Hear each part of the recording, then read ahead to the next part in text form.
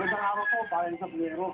Nandito ngayon tayo sa Lake Kawayan, Bulacan upang interviewin ay isa sa mga breeders po, sa mga kasama patlong breeders na nag-champion dito po sa Bakbakan National 10 Pack Derby na ginilak po sa November 27, 2007. So, champion po, pinagmamalaki po ng United Bulacan si Mr. Robert Flora at si Jeff Pagkanluan. Paano po yung pinaghandaan itong laban na ito? Namili po kami sa mga nabandingan po namin na tag 43 po lahat, 3 ang namatay. Hanggang sa marating po kami makapili ng 4 para isali sa bakbakan. Kaya po lang sala talaga yan.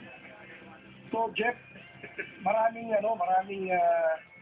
entries ang sumali.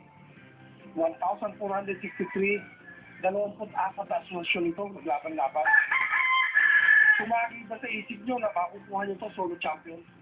Hindi po, dahil ito po ang kauna-unahan naming pagsali sa isang malaking derby.